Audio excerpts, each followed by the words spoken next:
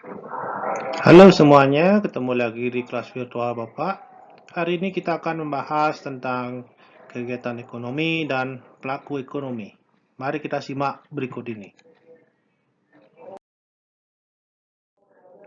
Adapun tujuan belajar hari ini adalah anak-anak bisa menjelaskan konsep produksi, distribusi, kemudian bisa menjelaskan konsep konsumsi, kemudian konsep pelaku-pelaku ekonomi seperti rumah tangga konsumsi, rumah tangga produksi, pemerintah dan masyarakat luar negeri. Kemudian teman-teman juga diharapkan mampu menganalisis peran pelaku ekonomi, kemudian menganalisis model diagram interaksi antar pelaku, circular flow, sederhana, 3 sektor dan 4 sektor, kemudian menganalisis informasi dan data-data yang diperoleh tentang peran pelaku ekonomi, ya, serta kegiatan ekonomi melalui media lisan dan tulisan. Jadi, itu tujuan belajar hari ini. Untuk cakupan materi, kita akan membahas 4 sub-chapter ya. Di antaranya adalah konsep produksi, konsep distribusi, konsep konsumsi, dan konsep pelaku-pelaku ekonomi. Jadi kita mulai saja dari gambar ini dulu. Nah, sekarang sedang maraknya orang-orang berdagang di mobil ya. Baik itu menjual dagangan sehari-hari seperti kebutuhan sehari seperti telur, ya, sayur, buah-buahan ya. Ya, jadi pertanyaannya, kok bisa ya? Kenapa bisa menjadi hal yang begitu lumrah di masa pandemi ini ya? Jadi di berita ini diberitakan bahwa pedagang bermobil bersyukur diberi ruang oleh Pemkop dan Pasar jika pindah muncul pertanyaan ini. Nah, jadi jika kita menemukan jika kita menemukan oknum yang menjual dagangan di mobil itu, arti orang-orang ini sedang berjuang dalam melakukan perannya sebagai pelaku ekonomi, ya, dalam hal sebagai distributor biasanya. Nah, kita bahas secara rinci mengenai ini ya. Oke, lanjut saja. Yang pertama kita bahas konsep produksi. Apa sih produksi itu ya?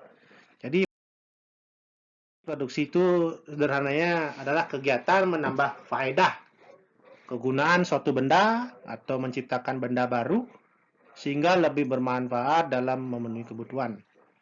Jadi jenisnya ada dua ya, produksi barang atau produksi jasa. Produksi barang itu seperti yang kita tahu dulu ya, adalah bentuk-bentuk benda yang ada wujudnya. Kalau jasa itu biasanya tidak berwujud seperti jasa pendidikan, kesehatan dan sebagainya. Jadi produksi itu intinya kata kuncinya adalah menambah faedah, kegunaan, kemudian menciptakan benda baru dan lebih bermanfaat dalam memenuhi kebutuhan. Jadi itu definisi dari produksi.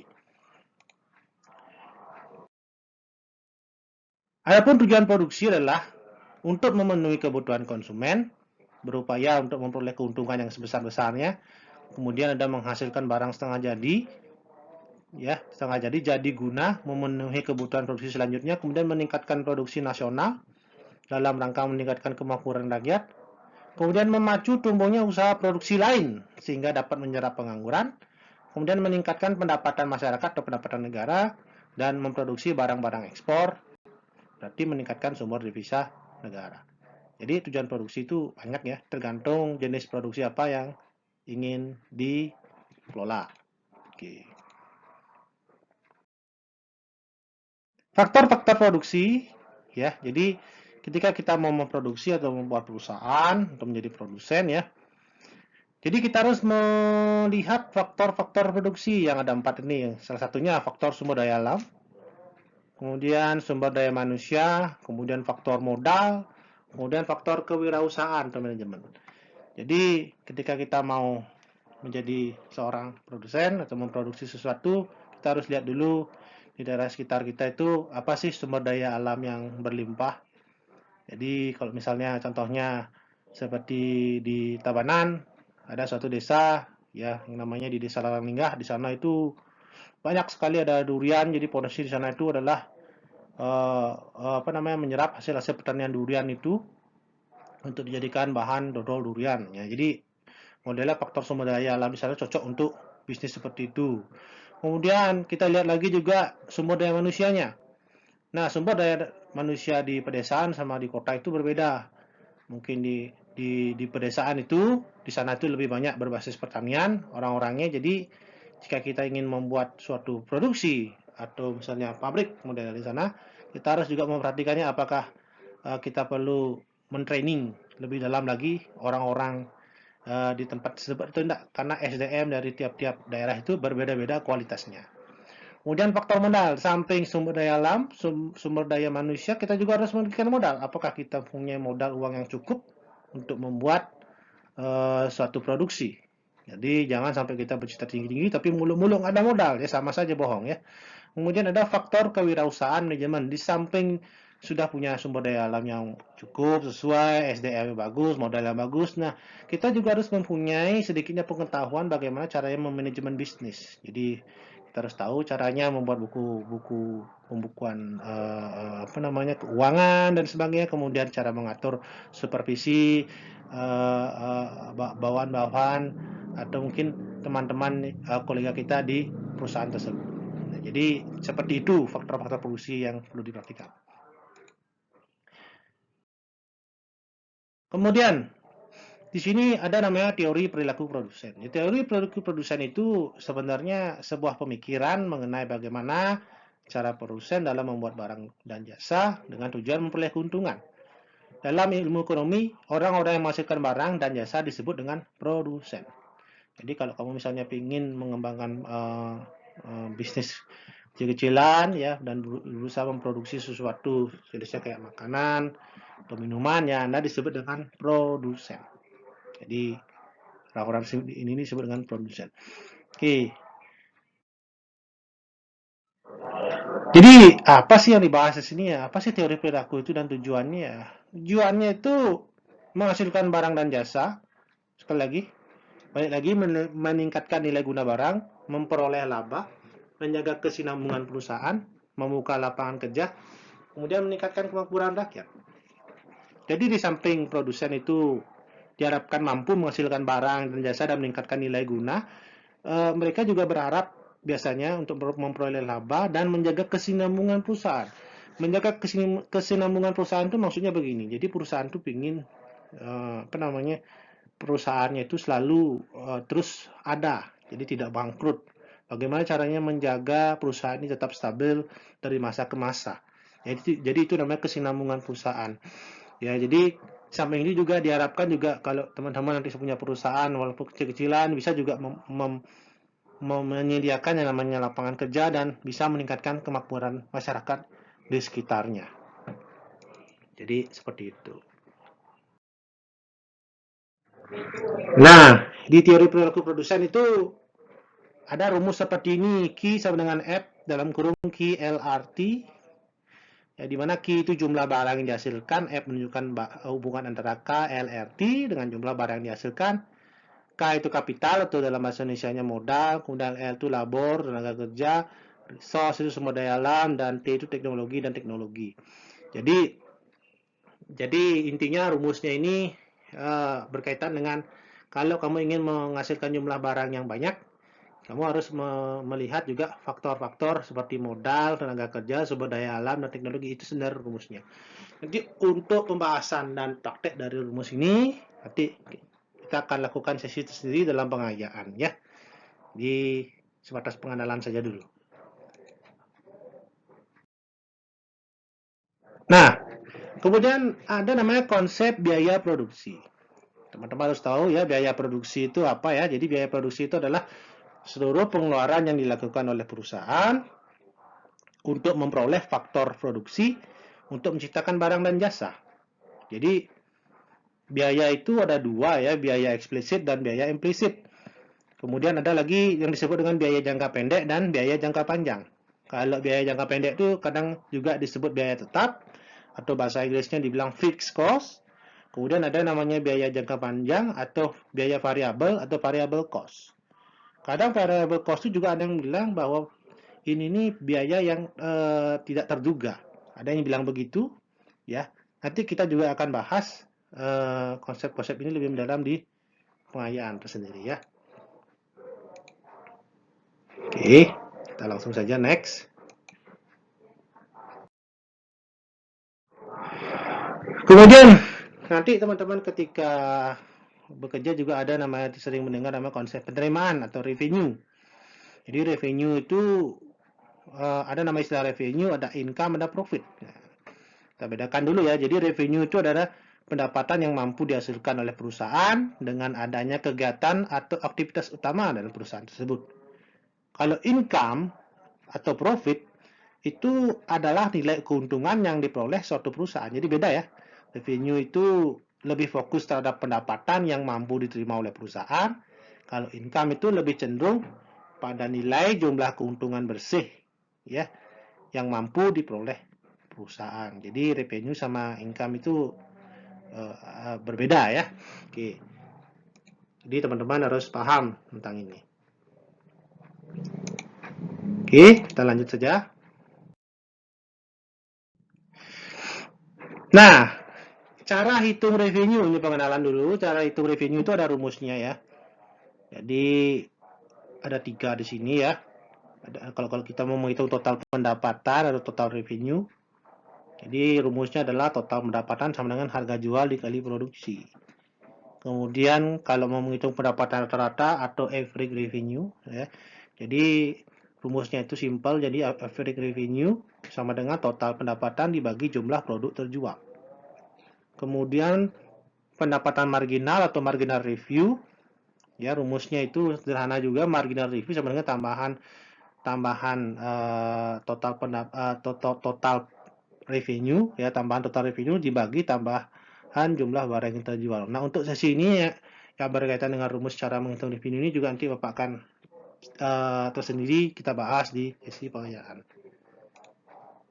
Oke, kita langsung saja. Kemudian tadi kita ada rumus cara menghitung revenue, ini adalah cara hitung income. Jadi cara menghitung income itu ada 2 ya, income itu ya ada gross profit, net profit. Jadi bahasanya ada gross profit itu laba kotor, kemudian net profit itu nilai keuntungan bersih. Ya, rumusnya itu bisa dilihat di sini. Jadi gross profit sama dengan jumlah laba bruto dibagi total penjualan, kemudian rumus net profit itu total keuntungan bersih dibagi total penjualan. Oke, untuk ini juga ada tersendiri juga pelajarannya nanti di pengajian. Oke. Nah, ada juga ini namanya laba maksimum. Jadi laba maksimum itu modelnya kita menghitung laba atau rugi ya. Jadi rumusnya itu R penerimaan total revenue dikurang pengeluaran biaya total. Jika L negatif berarti rugi, jika L positif berarti laba. L sama dengan 0 berarti impas. Jadi seperti ini rumusnya ya, kita bisa lihat juga contoh soalnya tuh ya. Contohnya adalah suatu produk dihasilkan 200 unit dengan biaya tetap total rupiah 25.000 dan biaya variabel per unit rupiah 400.000. Jika di pasar harga per unit 500.000, apa yang terjadi? Nah, kita hitung-hitung di sini sudah didapatkan 25.000, kemudian VC kali Q 200 kali 400 sama dengan 80.000, kemudian TFC tambah TFC jadi 105.000 ya. Jadi seperti itu. Kemudian kita tahu juga P itu sama dengan 500 unit, P itu harga per unitnya, kemudian Q itu jumlah 200 unit. Jadi TR-nya itu P kali Q 200 diharapkan dapatkan hasil 100.000. Jadi dari sini kita bisa membuat kesimpulan bahwa total penerimaannya 100.000, kemudian pengeluarannya 105. Jadi 100.000 dikurang 105 minus 5.000. Jadi nilai L negatif berarti rugi sebesar 5.000. Jadi ini sebenarnya rumus yang simpel dipakai untuk berdagang ya, jadi bisa sebenarnya dipakai ini. Nanti untuk sisi ini juga kita akan bahas di pengajian sendiri ya. Jadi biar kita ahli dalam menghitung sedikit. Oke, kita lanjut saja ya. Nah, kemudian ada konsep distribusi. Jadi ada yang namanya produksi, ada distribusi. Setelah barang selesai diproduksi, harus didistribusikan. Jadi distribusi itu adalah kegiatan menyalurkan suatu produk. Ingat, menyalurkan suatu produk, baik itu barang atau jasa yang dilakukan oleh distributor dari produsen ke konsumen sehingga produk tersebut tersebar luas dan orang banyak membelinya. Jadi kegiatan menyalurkan, itu ingat kuncinya ya. Jadi distribusi itu ada dua, distribusi langsung dan tidak langsung. Bedanya apa ya? Kita lihat di diagram ini. Jadi di sini kita bisa lihat distribusi langsung itu dan tidak langsung. Di bawah ini tidak langsung. Jadi kalau distribusi langsung, produsen suatu perusahaan didirikan langsung menjual barangnya ke konsumen. Biasanya ini tuh banyak kita lihat di nelayan-nelayan di sekitar Sanur.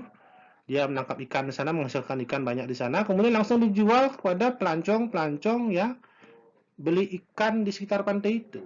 Ya, kalau kalian ingin melihatnya langsung silahkan pergi ke pantai Sanur pagi-pagi, biasanya ada saja nelayan yang langsung menjual hasil tangkapannya di sana. Ya. Kemudian ada saluran distribusi tidak langsung. Jadi dari produsen jatuh ke pengecer, baru ke konsumen. Ya, mulai ada produsen, pedagang besar, pengecer, konsumen. Kemudian yang paling panjang rantainya produsen, agen, pedagang besar, pengecer, dan konsumen. Ya. Jadi contoh produsen, pengecer, konsumen itu biasanya ini ada di pasar tradisional ya. Jadi ada seorang petani bawang, ya. Petani bawang biasanya menjual produknya secara langsung melalui ada pedagang yang membeli. Pedagang itu langsung menjual ke pasar ke konsumen. Ada juga skemanya orang itu beli bawang di petani, kemudian dikumpulkan bawangnya sebanyak mungkin di pedagang besar, kemudian diecer, kemudian jatuh ke konsumen. Dan yang terakhir itu, ya ada juga yang pasar yang paling besar, sangat besar. Biasanya ini dari juragan-juragan ke cengkeh biasanya banyak ya. Jadi cengkeh itu ada yang petani itu dikumpulin dulu sama agennya. Kemudian agennya itu punya modal besar, disalurkan kepada pedagang besar, kemudian diecer, kemudian konsumen jatuhnya dalam bentuk produk setengah jadi. Ya, contoh lainnya banyak ya. Di dunia ini banyak sekali. Jadi intinya kalau kalian ingin membeli barang murah, ya kalian bisa memikirkan jalur distribusi langsung tidak langsung ini. Kalau ingin beli barang murah, usahakan tidak terlalu panjang rantai distribusinya. Jika terlalu panjang, biasanya harganya lebih mahal. Nah, kalau misalnya kalian beruntung, ya bisa langsung ketemu produsennya, jadi bisa langsung distribusi langsung, jadi harganya lebih murah. Jadi di ekonomi itu seperti itu berlakunya, nah ya. Jadi maka dari itu saya sangat setuju sekali ya dalam berbisnis itu anak-anak diharapkan banyak punya teman, banyak punya saudara. Siapa tahu di antara saudara kalian itu ada yang menjadi produsen sehingga kalian bisa ajak mereka berbisnis dan langsung menjualnya. Jadi harganya lebih murah dan lebih terjangkau masyarakat. Nah, jadi seperti itu. Jadi carilah teman sebanyak-banyaknya. Siapa tahu nanti dari teman itu kalian bisa mendapatkan jalur rezeki ya untuk menjual dari barang-barang produksinya. Oke, kita langsung saja. Tujuan distribusi itu ya seperti yang tadi bilang itu ya, menyalurkan produk dari produsen ke konsumen, kemudian mempertahankan dan mengembangkan kualitas produksi, kemudian menjaga stabilitas perusahaan, sebagai pemerataan perolehan produk di setiap wilayah, peningkatan nilai barang dan jasa, dan membantu meningkatkan kesejahteraan dan kemakmuran rakyat. Jadi itu tujuan dari distribusi, ya. Pelaku distribusi itu biasanya pedagang, ya. Jadi yang melakukan hal-hal distribusi itu biasanya pedagang, agen, maklar, eksportir, importir, komisioner. Komisioner itu orang yang menjual sesuatu dan mendapatkan fee, misalnya 10% dari keuntungan itu biasanya. Nah, jadi kalau misalnya teman-teman di sini kekurangan modal untuk melakukan produksi bisnis, teman-teman bisa menjadi pelaku distribusi. Jadi pedagang, jadi teman-teman cari teman yang punya produksi, jual barangnya di sini. Jadi ini salah satu juga jadi pelaku distribusi. Di sini juga teman-teman bisa mencari rezeki ya. Jadi pelaku distribusi itu. Bahkan yang serius bisa menjadi eksportir dan importir. Jadi jasa pengiriman JNE itu banyak ya. ya seperti JNE, kemudian seperti Tiki itu dia pelaku distribusi eksportir importir ya. Di sini bidang yang dia tekuni. Oke, kita lanjut saja langsung. Kemudian konsep konsumsi. Konsumsi itu apa sih ya? Apa konsumsi itu harusnya sekedar makan sih atau tidak ya? Konsumsi itu adalah kegiatan mengurangi atau menghabiskan nilai. Sekali lagi, kegiatan mengurangi atau menghabiskan nilai atau kegunaan dari barang dan jasa. Kata kuncinya mengurangi, menghabiskan kegunaan ya. Jadi aspek positif dari konsumsi ini biasanya menyebabkan kegiatan perekonomian menjadi lebih maju, arus perputaran uang barang jasa lebih cepat, meningkatkan hasil produksi. Ya.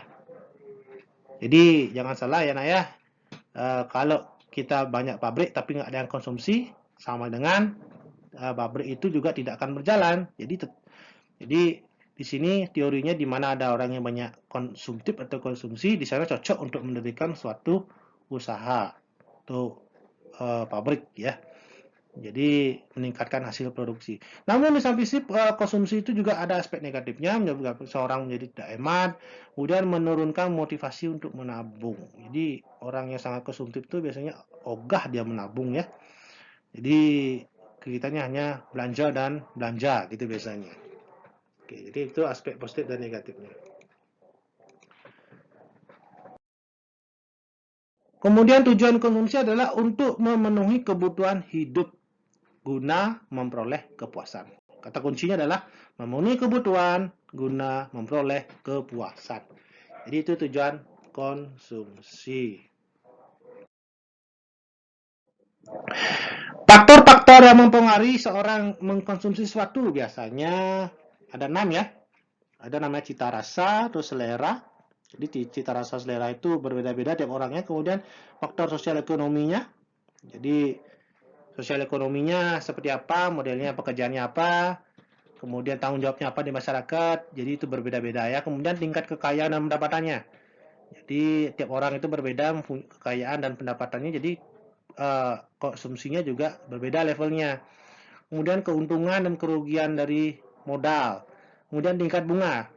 Ya, tingkat bunga itu modelnya begini. Kalau bunga di banknya itu tinggi, orang pun lebih banyak menabung. Ya, jadi orang tuh ogah kadang-kadang untuk mengkonsumsi barang. Jadi kalau misalnya tingkat bunganya rendah, orang-orang tuh didorong untuk konsumsi lebih banyak lagi. Jadi itu faktor-faktor yang mempengaruhi konsumsi. Kemudian gaya hidup. Gaya hidup orang itu berbeda-beda juga ya. Ada yang cenderung konsumtif, biasa-biasa saja, dan cenderung hedonis atau foya-foya. Ada juga seperti itu. Jadi faktor-faktor yang mempengaruhi konsumsi itu ada 6 biasanya. Oke. Kemudian kita juga di sini konsumsi itu ada namanya teori perilaku konsumen. Jadi teori perilaku mengenai konsumen itu berkaitan dengan seluruh proses yang dilakukan individu ketika mereka menghadapi tawaran sebuah produk.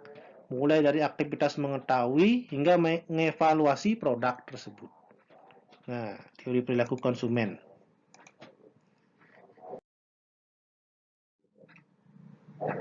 Jadi, faktor yang mempengaruhi perilaku konsumen itu seperti sosial, budaya, pribadi, psikologis. Ya, mirip-mirip yang kayak tadi ya. Jadi, kita harus juga melihat sosial di sana itu bagaimana, kemudian budaya orang sekitar itu gimana, kemudian pribadinya, kemudian psikologisnya dalam hal mengkonsumsi. Nah, jadi kalau kita mau berbisnis itu kita juga lihat juga latar seperti ini. Jangan sampai ketika kita membuka usaha, kita lupa melihat hal-hal yang sederhana seperti ini. Jadi terkadang bisnis kita itu nggak tepat jadinya sehingga tidak diserap produksi kita oleh konsumen. Jadi seperti itu. Nah, kemudian ada konsep pelaku-pelaku ekonomi. Konsep pelaku ekonomi itu merupakan individu atau lembaga-lembaga yang terlibat dalam proses kegiatan ekonomi, baik produksi, distribusi, maupun konsumsi. Jadi pelaku ekonomi itu modelnya siapa yang menjadi produksi, siapa yang menjadi orang yang bekerja di distribusi, siapa yang menjadi orang-orang yang hanya konsumsi saja. Ya. Apakah semuanya memiliki peran berbeda? Tentu berbeda ya. Oke. Nah, macam-macam pelaku ekonomi itu ada 4 ya, yang sering kita lihat itu di buku ekonomi itu ya. Ada 4 ya. Jadi yang pertama itu RTK, disebut juga rumah tangga keluarga. Ada namanya RTP, rumah tangga produsen atau perusahaan ya. Kemudian ada RTN, rumah tangga negara atau pemerintah ya. Kemudian ada RTLN, rumah tangga luar negeri. Jadi masing-masing pelaku ekonomi ini memiliki peran yang kadang-kadang berbeda ya. Contohnya yang paling kecil rumah tangga keluarga, ada yang sebagai konsumen. Biasanya rumah tangga keluarga yang sebagai konsumen itu biasanya orang-orangnya itu bekerja sebagai pegawai. Ya. Dia bekerja ya untuk mendapatkan pendapatan kemudian membeli barang-barang kebutuhannya. Kemudian ada rumah tangga LTK sebagai penyedia faktor produksi. Penyedia faktor produksi itu ada rumah tangga yang modelnya begini. Orang itu menyediakan tenaga kerja ya untuk diserap oleh RTP. Jadi bapak kita, ibu kita itu misalnya kalau jadi pegawai ya, dia itu sebenarnya sudah menyelenggarakan yang namanya RTK sebagai faktor produksi ya. Jadi seperti itu. Kemudian ada rumah tangga produsen perusahaan, ada BUMN, BUMS.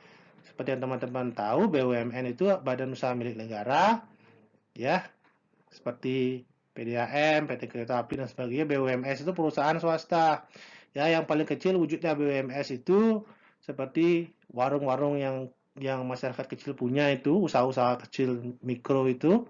Jadi itu termasuk rumah tangga produsen perusahaan RTP. Tujuannya adalah memproduksi barang-barang usaha-usaha mikro. Yang modalnya jual teh, es teh dan sebagaimana, atau mungkin makanan seperti nasi bungkus dan sebagainya. Kemudian ada namanya rumah tangga negara RTN. Rumah tangga negara itu adalah pemerintah negara kita. Biasanya perannya adalah menyediakan investasi yang bersifat umum seperti jalan raya, kemudian selain jalan raya, tempat tinggal, zona tempat tinggal, kemudian zona pemerintahan. Tujuannya supaya orang-orang di luar itu atau mungkin orang-orang yang punya modal mau investasi di sana sehingga wilayahnya menjadi terbangun. Biasanya rumah tangga negara ini mendapatkan hasil pendapatan dari pajak. Maka dari itu kalau kita misalnya dihimbau untuk membayar pajak, rajin-rajinlah membayar pajak. Karena sebenarnya pajak itu untuk kita ya. Jadi pajak itu ditarik per orang itu digunakan untuk membuat jalan, investasi dan sebagainya untuk sebenarnya kebaikan kita ya. Jadi kalau misalnya ada yang mengajak kita untuk tidak bayar pajak, sebenarnya kita menghancurkan diri kita sendiri juga. Jadi sebenarnya kalau kita misalnya punya usaha dan rezeki yang berlimpah dari usaha itu, bayarlah pajak sesuainya, karena itu sebenarnya untuk dari kita dan untuk kita gitu ya. Jadi itu RTN ya. Kemudian rumah tangga luar negeri. Biasa rumah tangga luar negeri itu berhubungan dengan bagaimana seorang usaha itu atau negara itu menjual produknya ya, yang berkaitan dengan ekspor dan impor barang. Biasanya jadi pendapatannya itu orang-orang yang berkecimpung di sini itu biasanya berkaitan dengan hal yang distribusi ekspor impor. Jadi ekspor impor barang-barang dari luar negeri. Jadi pelaku-pelaku ekonominya seputar itu saja. Oke. Nah, jadi segitu saja pembahasan hari ini. Jika ada pertanyaan, silakan hubungi Bapak di 087861 453 281 dari WhatsApp. Yang mungkin agak slow respon, tapi biasanya Bapak akan menjawab. Ya. Jadi terima kasih telah menyimak video Bapak. Salam sehat selalu. Semoga selalu diberi kemudahan. Terima kasih, sampai jumpa di lain kesempatan. Thank you very much.